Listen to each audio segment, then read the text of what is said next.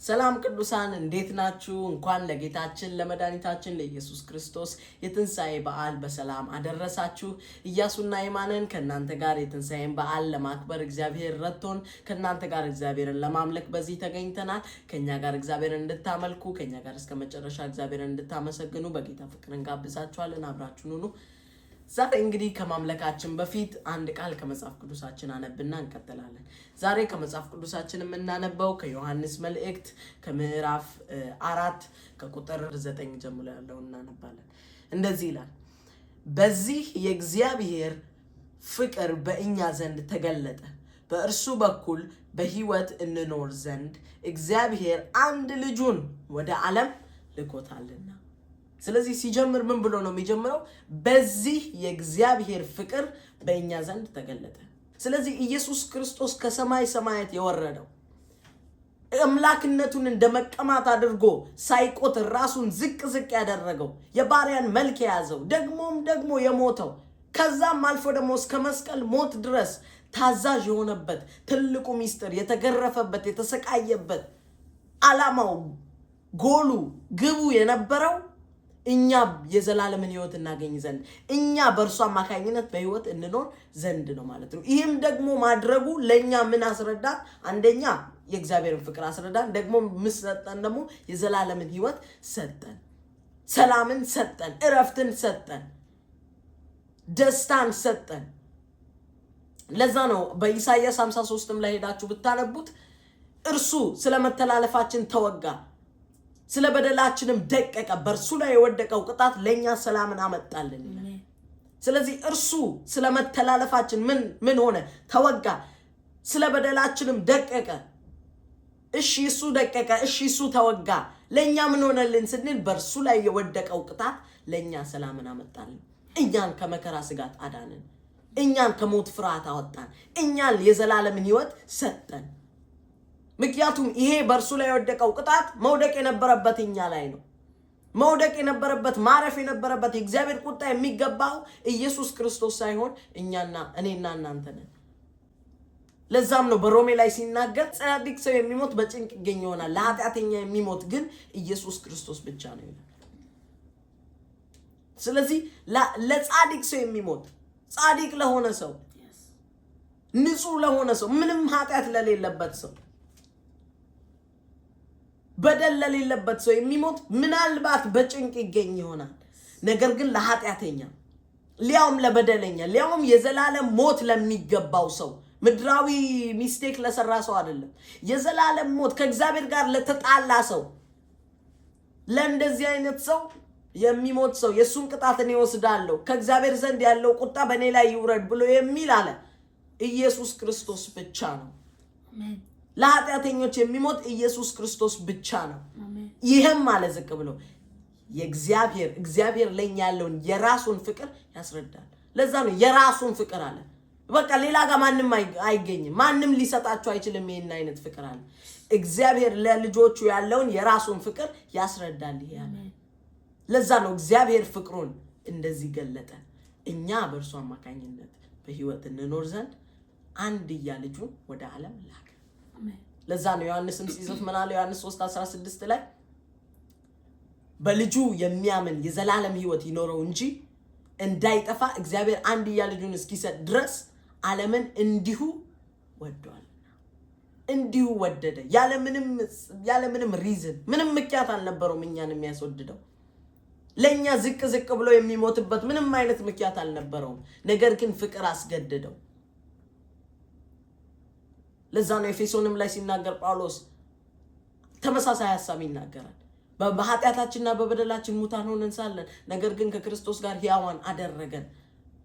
በስራ አይደለም፣ እንዲሁ ከእግዚአብሔር የተቀበልነው ጸጋ ስለሆነ ማንም እንዳይመካ ይላል። ሙታን ነበርን አለ ጳውሎስ፣ ነገር ግን ከክርስቶስ ጋር በአብ ቀኝ ያስቀመጠን፣ አከበረን፣ ሕያዋን አደረገን። ስለዚህ ኢየሱስ ክርስቶስ በመስቀል ላይ የሞተው የሆነውን ሁሉ የሆነው ለኔና ለእናንተ ነው፣ እኛ የዘላለምን ሕይወት እናገኝ ዘንድ ነው። ስለዚህ ትንሣኤን ስናከብር የምናከብረው ይህንን ነው። ኢየሱስ ለኔ ሞቷል፣ ኢየሱስ ለኔ ተሰቅሏል፣ በእርሱ ላይ የወደቀው ቅጣት ለኔ ሰላምን አምጥቶልኛል ብለን ደስ ብሎን የምናከብርበት ቀን ነው። ነገር ግን የአንድ ቀን በዓል ሊሆን አይገባም። ምክንያቱም በመጽሐፍ ቅዱሳችን ላይ ሲናገር ይሄ ኢየሱስ ክርስቶስን ከሙታን ያስነሳው መንፈስ በእናንተ ውስጥ ቢኖር ሙት ለሆነው ሰውነታችሁ ሕይወትን ይሰጣል ይላል። ስለዚህ ይሄ በእግዚአብሔር ልጆች የሚኖረው መንፈስ የትኛው መንፈስ ነው አለ? ኢየሱስ ክርስቶስን ከሞት ያስነሳው፣ ለኢየሱስ ክርስቶስ ሕይወትን የሰጠው፣ ከሞት ያስነሳው ያ መንፈስ በእናንተ ውስጥ ደግሞ ይኖራል።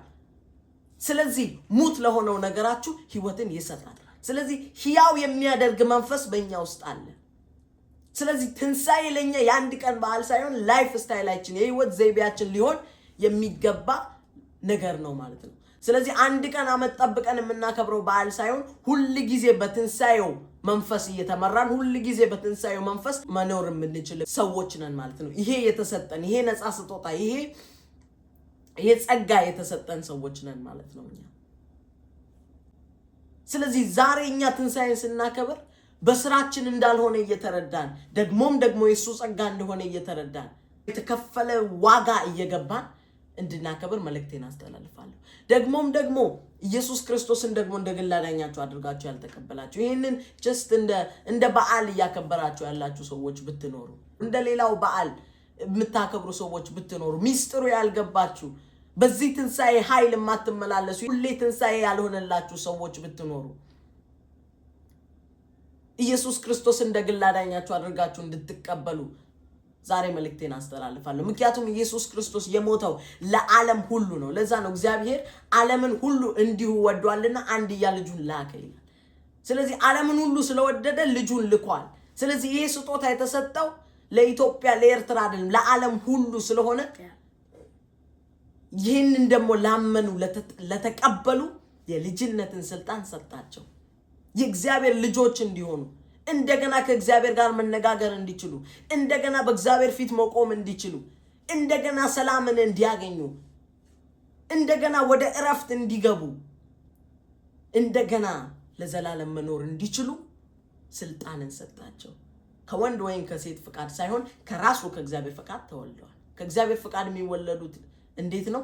በአፋቸው ሲመሰክሩ በልባቸውም ሲያምኑ ምን ኢየሱስ ክርስቶስ ጌታ እንደሆነ ከሞትም እንደተነሳ በልባቸው ሲያምኑ በአፋቸው ሲመሰክሩ እነርሱ ይድናሉ። እነሱ ከእግዚአብሔር ፍቃድ ይወለዳሉ፣ የተወለዱ ይሆናሉ። እነሱ የእግዚአብሔር ልጅ የመሆን ስልጣንን ያገኛሉ። የዛኔ ይሄ የትንሣኤው መንፈስ በእናንተ ውስጥ ይኖራል። የዛኔ በዓመት አንዴ የምታከብሩት በዓል ሳይሆን ሁሌ የምትኖሩት ህይወት ይሆናል። ሁሌ የምታከብሩት በዓል ይሆናል። ስለዚህ ሁሌ ለኛ ትንሣኤ ነው። ሁሌኛ ሕያዋን ነን። ለዛ ነው ከክርስቶስ ጋር በአብ ቀኝ አስቀመጠን፣ በክርስቶስ ሕያዋን አደረገን። በሱ አማካኝነት በህይወት እንኖር ዘንድ እግዚአብሔር አንድያ ልጁን ወደ ዓለም ላከ። ስለዚህ እግዚአብሔር አንድያ ልጁን ሲልክ እኛ የተደረገልን እኛ የተቀበልነው ነገር አለ።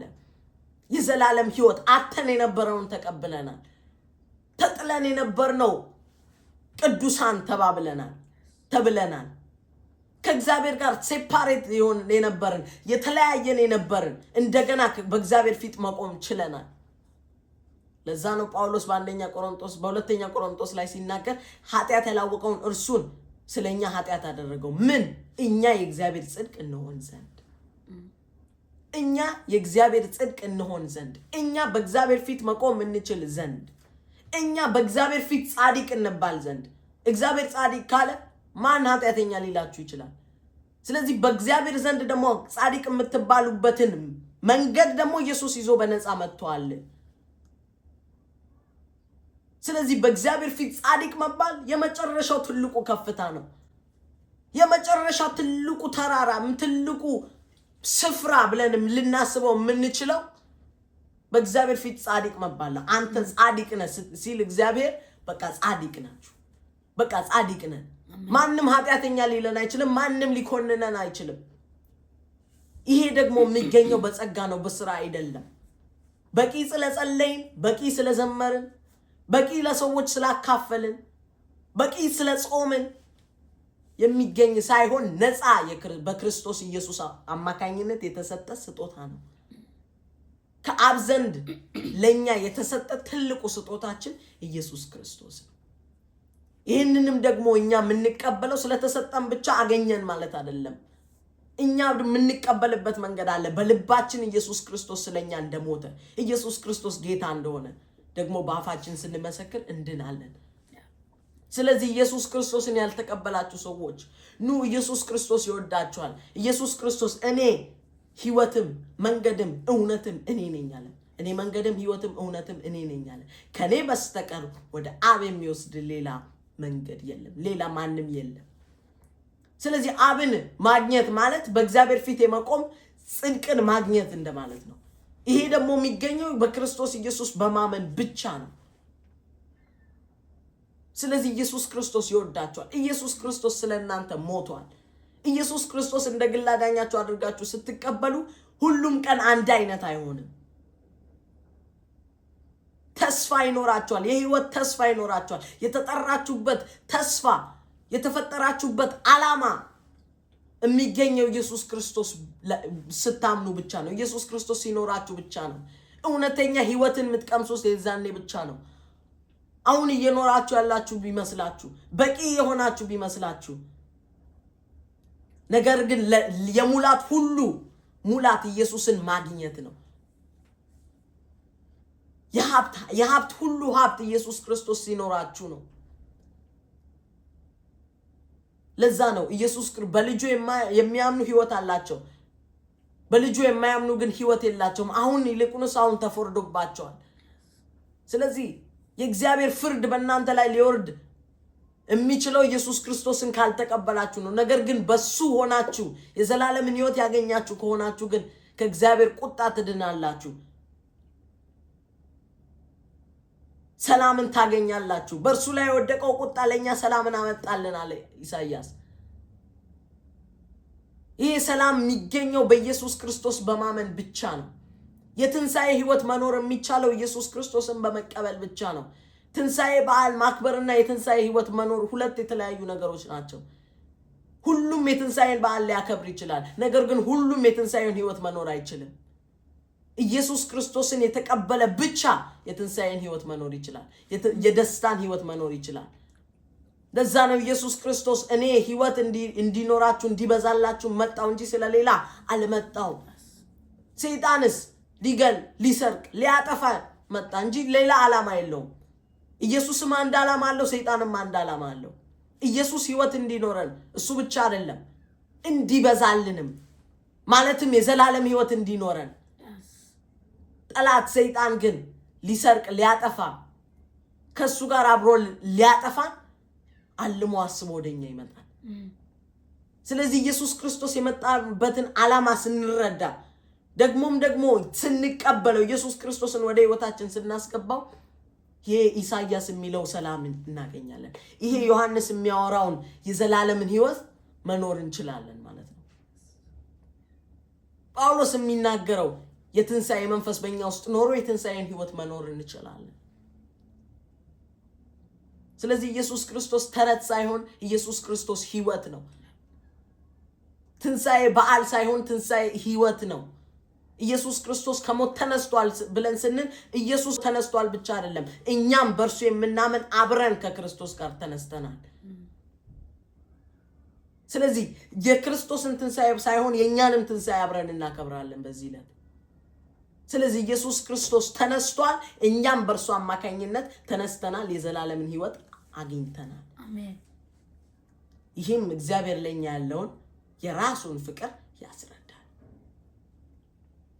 የራሱን ፍቅር ያስረዳል። ሌላ ቦታ የማይገኘውን የራሱን ፍቅር ያስረዳል። ምህረቱን ያስረዳል። ቸርነቱን ያስረዳል። በስራ እንዳልሆነ ያስረዳል። ምክንያቱም ሊሞት የሚችል ማንም አልተገኘም ነበር።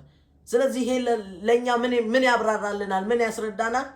በስራ ማንም ሊያመጣው እንደማይችል፣ ማንም በቂ ስለጾመ ሊያመጣው እንደማይችል፣ ማንም በቂ ስለጸለየ ሊያመጣው እንደማይችል፣ ማንም በቂ ስለዘመረ ሊያመጣው እንደማይችል፣ ይልቁንስ ከእግዚአብሔር ዘንድ የተሰጠን ነፃ ስጦታ እንዲሁ በጸጋ የሆነ ድነት ሆኖልናል። ሃሌሉያ። ለዚህ ነው ትንሣኤን በደስታ ማክበር የምንችለው።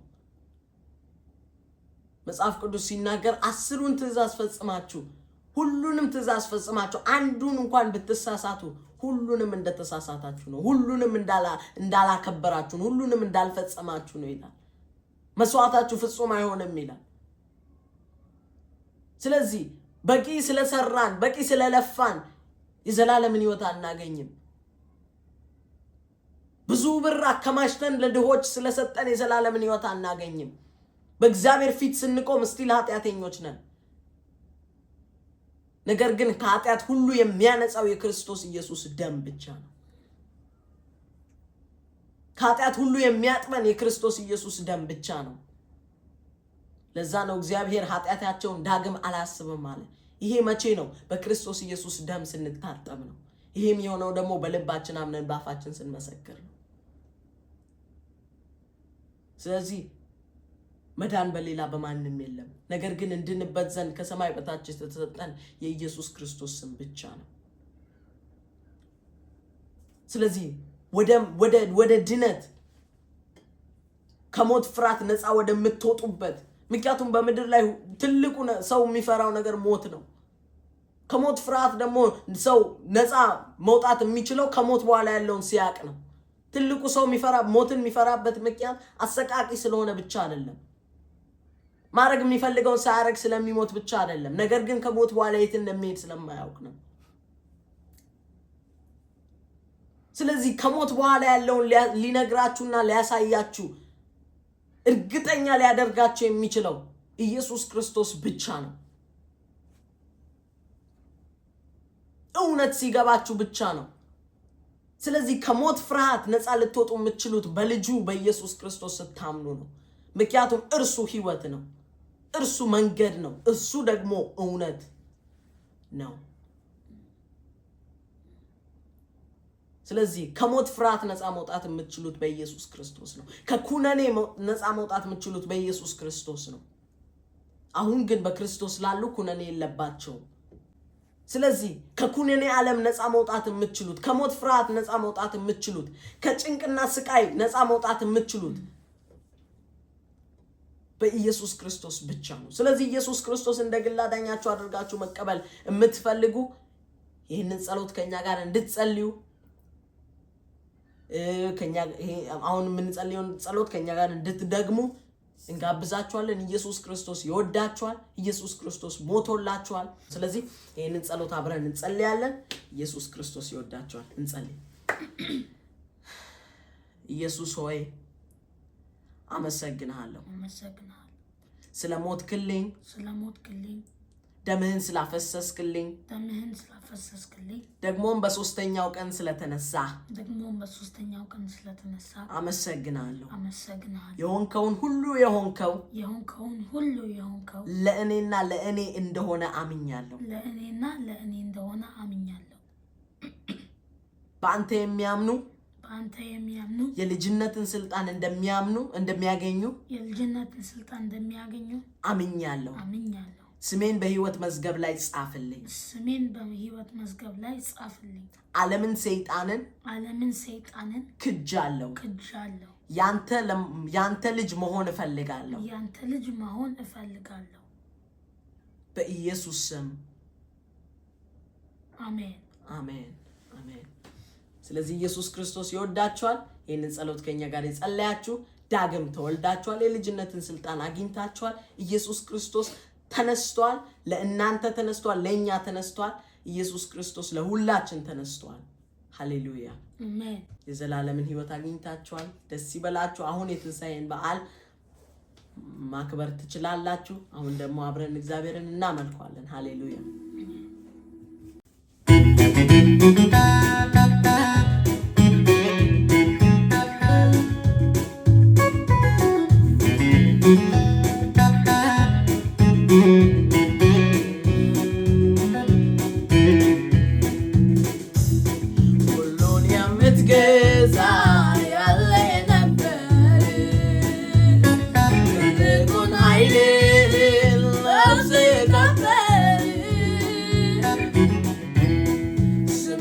Zela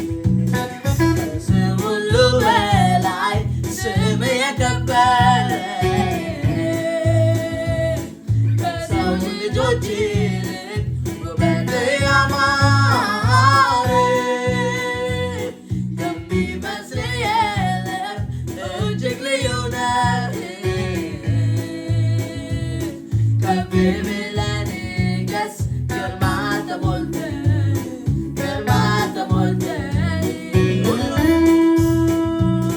ሁሉን የምትገዛ ያለ የነበርን ትልቁን ኃይል ለብሰ የከበርን ስምህ ለዘላለም ይመስገን ይባረክ